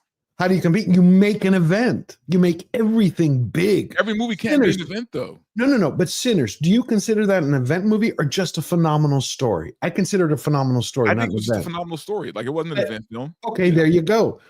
One is an event and one's a phenomenal story. Look how it's doing. It's its fourth week now. It's crossed over $300 million. It has blown the lid off of it. Oh, the logic for this movie is insane. Like, I no one could have foresaw this movie doing as well as it's doing right now. So it proved it. It proved it. Build it, they'll come. Give a good story. It's not a $300 million film. I think it was, what was, $85, $90 million budget? I still think the price of movie tickets need to come down. Well, AMC's now, it's either started already or it's going to start next month. They're doing Wednesdays, it has to come down, man. and Tuesdays is half off. Well, and that's a bigger city problem. But that being said, like that's another thing that's like only half the issue. Mm-hmm. I think as long as that's a big issue, Tom. I mean, $20 a ticket plus popcorn. Again, the only place I hear people bitching about this is in bigger cities. Like, I don't pay that much unless I go to Madison. Not unless I go to Madison to an IMAX screening or anything like that. It's really expensive here. Like, I went and saw Lilo and Stitch for $10. Oh God, no! When I went 3D, no less. Yeah, when I went to Mission Impossible, Tom, just for myself, it was $20. The theater downtown is like $5. So like, yeah, no, you're lucky then. It was $20 for my ticket, yeah, and I'm not saying it's like 8 something, and then another $9 for the Coke, and another fucking $9 for Coke. It's like $40 for one person here. Yeah, basically to go to a movie. So I think that's not only a big problem, but I also just think we've had too many films in the last 14 months that have proven, build it and they'll come. Again, Nosferatu, Godzilla -1, Sinners, Deadpool. I think we're having a stronger quarter film-wise than obviously we had in the first quarter of this year. I don't know where it's going to go from here, to be honest with you. I think it'll probably tap out around Superman or Fantastic Four, but I think I don't think there's really no way to save the theaters at this point. Like, I think, don't get me wrong, they'll still be around. I think we are going to start seeing less, though. I think more and more of them are going to close. I don't know if this, even though we're having a good quarter, I don't know if it's enough to save theaters. Wasn't just this last weekend the best Memorial Day weekend in history? Probably, yeah. And because you had two big movies like came out. If you don't count inflation, yes. Right. Okay. Well, that's saying something out of an industry. And then you had Final Destination, which also did very well. But the problem here is this. Look, what's going to save Hollywood? The theaters aren't the problem necessarily. Other than, yes, I can agree that in certain cases, certain prices and other things can probably be adjusted and whatnot, and that would help, but whatever. At the end of the day, the bigger problem is this. Sinners just barely crossed profitability. Right. That's a problem. A movie like Sinners, the only reason it's expensive as it is because it was shot on film, right? Like, that's the big difference between that and a lot of other films. Because I bet if it was shot on digital like anything else was nowadays, it'd only been half that. And if it had only been half that, it'd have been extremely profitable. My example to that is look at Final Destination. They shot that for $15 million. That's crazy. That thing has made $100 million now. But it's horror, right? I've never watched the Final Destination, but that's horror, right? Yeah, Yes, but it's that's horror. the point, is they made that movie for next to nothing, right? The problem with Mission Impossible would be doing fine if it didn't cost $400 million to make. That's a problem. I mean, you can't say Tom Cruise is going to save Hollywood when he's making $400 million movies that aren't going to make their money back. I love Tom Cruise, don't get me wrong. Yeah, I got you. But how much was Maverick? Again, I think that was like 200 and some million, but that was a luck of happenstance that it was the right movie, the right time, the right nostalgia. It happened to do what Force Awakens couldn't do, right? And it managed to do it. And it's one of those rare sequels that's actually better than the original, and I'll argue that up and down. But that being said, and you don't even really need to see the original to get it. No. Because all the stuff that it pulls from the original just works in the story as it is, straight up. But that's not the point. The point is the thing made $1 billion+ because It was all the right things at the right time, at the right place, the right moment, the right sequel. It didn't have fucking 5 other movies in between there, right? We didn't have it wasn't Top Gun 6, The Return of Tom Cruise. It was Top Gun Maverick. I still want to know. Yeah. Oh, no, I'm sorry. I didn't mean to interrupt you, but I wanted to know I've read two articles that they're saying that they're working on 3. I thought that was ditched. Top Gun 3. There's talks of it, but if it happens, I don't know if it's going to do very well. Yeah, right now it's still rumor. Okay, good, because I don't want it to happen. I don't think you need anything after Maverick. And the last 2 pieces, we have Karate Kid Legends comes out this week, and the embargo has lifted on the reviews, and I've been going through them. I typically don't trust reviewers, especially that I don't know and I don't know their track record, but UPI put this out. And, I've heard something where I might know where this is going. Go ahead and. Well, I checked with 5 reviewers on one fact, and they all say the same thing. It's out this Friday. It promises the merging of 2 Karate Kid worlds. Unfortunately, original star Ralph Macchio doesn't show up for 55 minutes. I've heard that from a few people now. And it goes on. The movie's only 90 minutes long. Right. It rips the entire movie apart. They're basically saying it's not a Karate Kid film. It's like Jackie Chan and a couple of guys, then Ralph Macchio, because they don't want to screw up a lot of the Cobra Kai stuff. And I didn't know that there were spin-offs coming for Cobra Kai. They basically say it tap danced around so many issues. Then they throw in a Pat Morita, Mr. Miyagi voiceover that they feel was done with AI. That they said was cringy. So I kind of feel bad for it. I really wanted to see it. I still may catch it. You have any inkling to see it, Dante, Tom? Karate Kid Legend tomorrow. Not at all. Okay. And look, I like Cobra Kai, sure. I'm just tired of this franchise now. Makes sense. And then we have Marvel put up a post a few days ago. I found it interesting that they wanted to make sure everyone knows that Ironheart, which comes out on June 24th, is not replacing Iron Man. And then they released a little behind the scenes video where Coogler was talking, and then you have another gentleman comes on and says basically the same thing. The story of Ironheart is not a story about the mantle of Iron Man getting passed. If anything, it's the opposite. Why do you think that Marvel's getting stolen? Well, why do you think that Marvel's going out of their way? They've never posted it. I mean, they've been saying it twice. Iron Man's not getting replaced. It starts making me think, Dante, that when Doomsday comes out, that it is a red herring, like some are saying, that he's not going to be really Doom for the whole time. Like it's going to be like another multiverse Iron Man. He's going to play RPK. The problem, though, if they do that is it'll just lean into what everyone's been saying about the fact that, they had no intention of really giving us Dr. Doom. But it feels like that because they're saying like Iron Man's not gone, but he's dead. Well, I mean, either way, it's like he's not going to be a proper Dr. Doom either way. So, I mean, they might as well.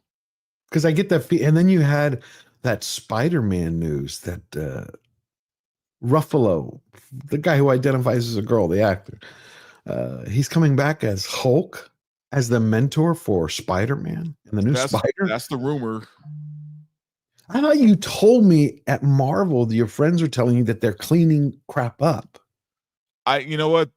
That's what he was. I mean, he said that. Look, they are, but you have to understand. There's a lot of garbage to sift through, man. I mean, we're not going to see real progress at this studio for years. How much truth is there to the whole thing between Feige and Bob Iger button heads? That Feige wants to keep going down the I don't tube. know. I don't know for sure where the truth is there. Because I haven't asked him about it. But you know what though, I assume if they have been butting heads, they've probably been butting heads for a while now. I was surprised Coogler agreed to do the behind the scenes. They've put out 2 behind the scenes, and Coogler's coming on to them. I was like, after Sinners, especially with his track record, he might have been, it might have been a contract thing. Listen to him and tell me if he sounds excited to you. If this does not sound like he's not even phoning it in, but where he's just like, oh my God, well, how the hell am I attached to this? I got into Marvel as a kid, going to comic book shops. I was really big on X-Men and all of the offshoots, like X-Factor and Wolverine. When Ironheart came out, I remember the buzz around the industry. I was really excited. In 2016, Brian Michael Bendis, a really famous creative in the comic book world, created a character, Riri Williams. A lot of people think that she's a successor to the Iron Man legacy. But in the comic book, Riri and Tony had a friendship. He was kind of advising her, and eventually she got her own identity as Ironheart. He is reading something. He is not even fucking talking. What is it? He's reading something. It's not even him talking. Right, but that's what I'm saying. When you go towards here, where is it? Towards the end, I think. And the reason he's executive producer on this is because they introduced her fucking character in the last Panther. Wakanda Forever. I know, but he doesn't sound excited like when you're selling a movie or a show. No, because he's literally reading something off of like a teleprompter. Like, is what he's doing. I mean, it's heavily edited on top of it all. So the whole purpose of this was just to remind everybody that Ryan Coogler's involved. That's it, basically. Basically, and try to feed into our whole thing of she's not taking over. This is not a mantle thing, right? That's what they're trying to. And the only reason, and I kind of see where you're coming from, George, and I kind of agree with you. I think that we'll be lucky to ever see her again. Right. I don't think that's what I think that's signifying is that they're saying, yeah, this character is here, but it's not like she's taking the place of Iron Man or anything like that. So don't worry. Because that's what we kept hearing, and I think, Dante, you were one of the people to talk about this, where the only reason they didn't kill this project was because of the optics of it all. Thank you. Because of the fact that she is a black superhero and all that kind of business. Yeah. Otherwise, it would have been on the shelf. Yeah, I'm actually even more surprised they're not giving it the Echo treatment, where they're just dropping it all at once. Aren't they? I thought they were dropping the whole thing at once. No, they're dropping splitting it up. They're dropping 3 at first, and then week to week after. That's bad. I mean, by what we've seen, unless it's some kind of like reverse bait and switch where the trailers. There's got to be a ratings reason for that, because they've done that with so many shows now, where they'll drop like 3 in a row in one night. Mm-hmm. Where I wonder if they get extra, like the way it calculates with the viewing. It does. It helps their ratings somehow, but it's all for the most part. Disney Plus is just one big like show game. Like it's a show game, man. Like they make up numbers. They do all these weird things to make people think, to make the stockholders think that it's more profitable than it is. If I were them, I would have dropped it all at one time. Just shit it out, get it out there, and never talk about it again. That would be good. The last thing you want is for people to be talking about this show week to week. That's why I just said it would be easier to do the Echo thing where everybody had it. I mean, it was basically talked about for 14 days. Everybody ripped it apart, and then we're done. Don't get me wrong. I'm grateful as a content creator that we are getting this shit, because I think a lot of people are going to eat off of this show. But especially Sacha Baron Cohen and it's just. Yeah, I just don't think it's going to work. And you know what's sad though? I like the girl who plays Dominique Thorne, the one that plays Ironheart. Mm-hmm. I saw her in another film I talked about before called Freaky Tales, and she's actually really good. She's a really good actress. Wait, Disney, who is she playing? I don't know what they do. They take these actors and just, I don't know. They bring out the worst in them, I think. Okay. Because they don't have any direction. It's all a hustle. It's all a grift. I also wanted to show everybody before we get going, these are the golden trio for the new HBO Max. It's HBO Max now, right? It's not back to HBO. No, I think it's HBO Max. I think. Okay. For the new HBO Max Harry Potter series. They look fine to me. I put out a post. I'm like, yeah, no problem. You still have Black Snape, though, so I don't know how you're going to get around that. Yeah, I have no problem with these kids, with the casting of any of them. I think, I know a lot. The girl is getting a lot of shit right now. I don't know she's why. She's a kid. There's no point. She kind of looks like Hermione to me, so I'm fine with it. I don't care. Well, I looked in the book. And it doesn't say of any Hermione's of any race. She's brown hair. No. Somebody in the chat, correct me if I'm wrong.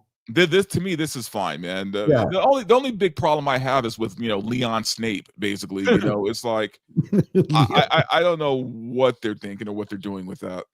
You think they're gonna re-swap the swapped Snape?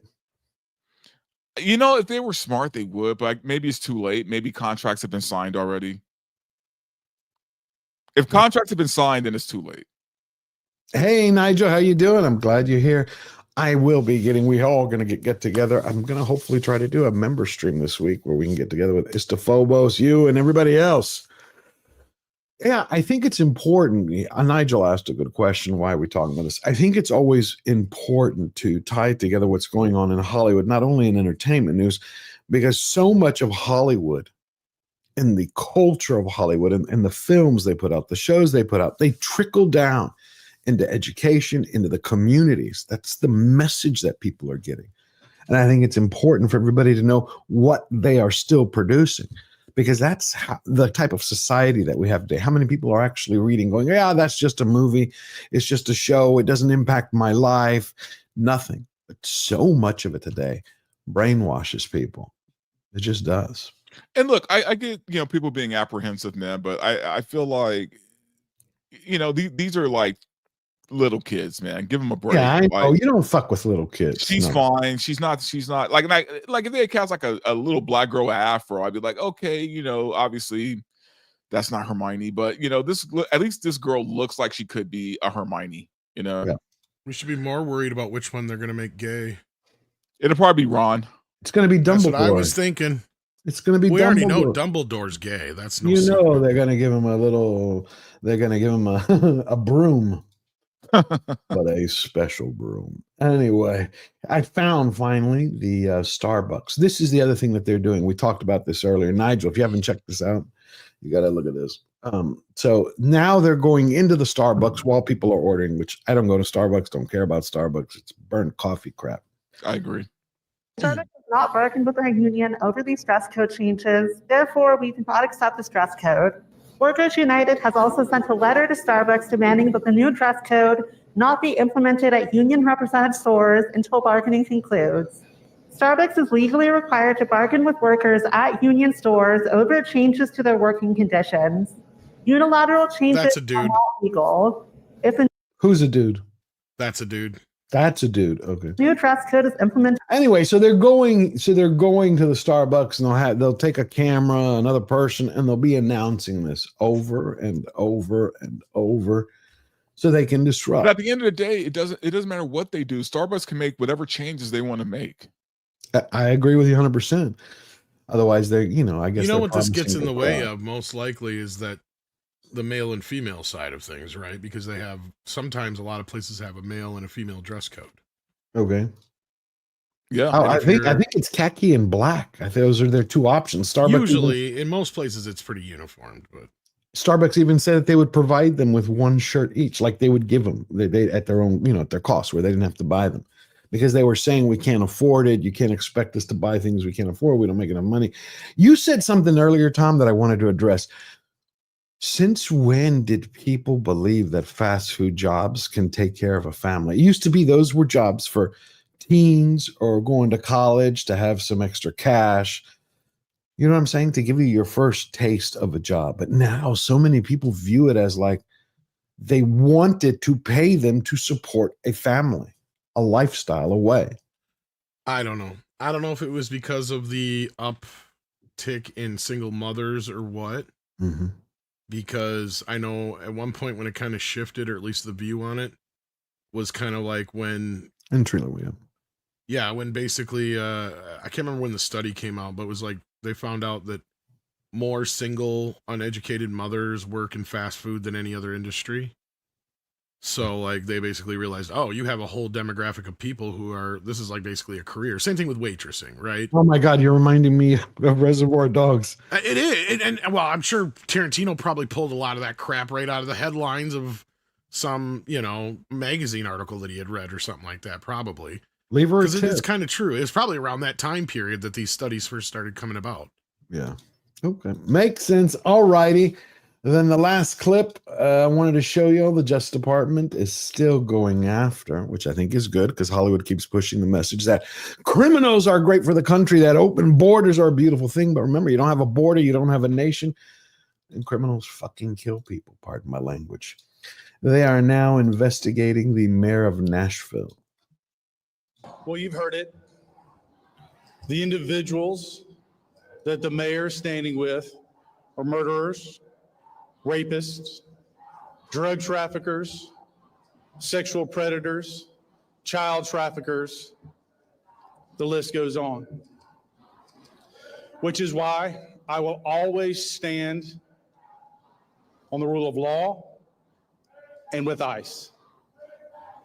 And I don't just stand with ICE, I'll stand in front of ICE because we, the people, have had enough. I choose my community, my state, and my family over this type of nonsense, which is why, due to the remarks of Freddie O'Connell and the potential for aiding and abetting illegal immigration, the Homeland Security and the Judiciary Committees will be conducting an investigation into the mayor of Nashville, his conduct, and whether or not federal dollars have been used in criminal enterprise. I will not back down. I will not relent, and I will always stand with law enforcement. I want my community and I want my country back. This is Andy Ogles. Thank you for being here. I think that's brilliant. They're going around. Tom Holman, he's saying that they're going to start going after all the mayors and governors in sanctuary cities because that's how you end it. You think that'll help California? Could you imagine them going city by city there? I think that'd be a good thing. Yeah, but California will still be the last to learn their lesson, man. I mean, I don't know. Yeah. Gavin Newsom's playing a weird game right now where he's a weird game. He's playing an odd game. He's playing this weird game where he's pretending to sit on a fence now. You know what I mean? Fence post. Where he's not the wacky, leftist that he's pretending to be for the past like 4 or 5 years.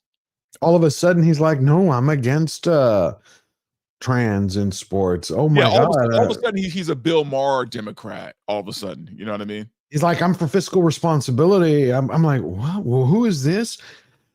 He wants to bring refineries back. I'm like, "You kicked them out because you made it impossible in California." Hey, giggity. But what I found fascinating is 3.5 weeks ago, he's like, "Well, if we don't have any subsidies from the federal government, we're not going to be able to continue subsidizing the health care of undocumented and the illegals." I'm like, "Well, what happened to all that compassion from California to take care of them?" Well, no dollars, no dinero, no health care. Anyway, this was a great The funny thing is a lot of Californians have already turned on him too. So people that, so he even lost like half his base, like the people who would normally vote for him because he's been so, wishy-washy now. He doesn't even have those votes anymore. So you think this is going to be the end of him? Like he's not going to be able to run? Well, this is I think this is his last term anyway, but right, but he wants to either go for Senate or he wants to go for president. Yeah. Well, if people are stupid enough to vote for him, I don't think he'll get the votes for president. No, he has no shot. But I'm just wondering if he has any local support for like Senate. I don't even think he has that anymore. But that's a good thing because it's time that Gavin Newsom went the way of the dodo. And here's the last clip I just had to share because it's fun. It's a fun clip. It's been going around everywhere. Where here you are about a kangaroo. I think it was pretty cool. Joey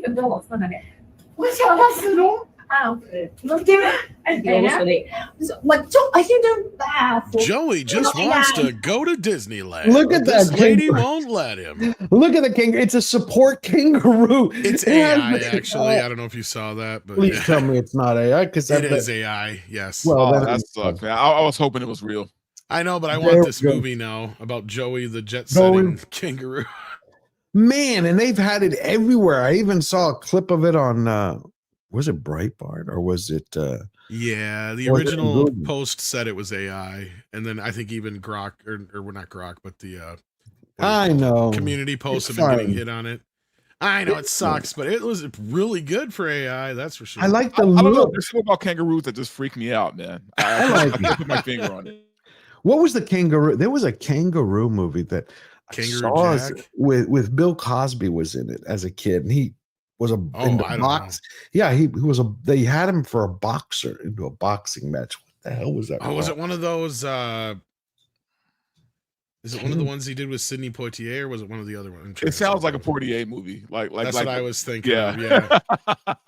You know what I'm talking about, like Uptown Saturday Night or something like that. Didn't they do a sequel? That might be in the sequel. Now that you think, now you got my brain going. Oh, What shit! the hell is the name of it? Where he was boxing? Yeah, Bill Cosby did a lot of crazy movies back in the day, man. Like, but do you remember it? It was a kangaroo in a movie. Somebody in the chat will remember that box. Like they used him. It was called. Oh, it wasn't Matilda. It was. No, this was from. It was. It is, I guess, Matilda. A small-time talent agent discovers an amazing. Yeah, it's got. Wow, Elliot Gould. It's called Matilda. Unbelievable.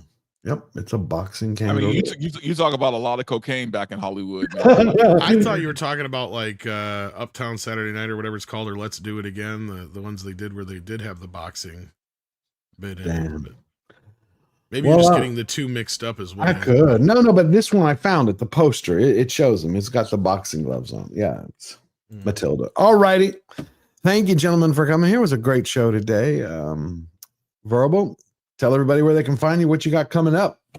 Yeah, in fact, guys, I normally do my show on Thursday night, but I'm doing it tonight. I'm doing it at 6 p.m. California time. I'm going to have special guest, Sari Cohen, who was the queen of the red carpet. And me and her are going to talk Hollywood for about an hour or more. And yeah, you find me there.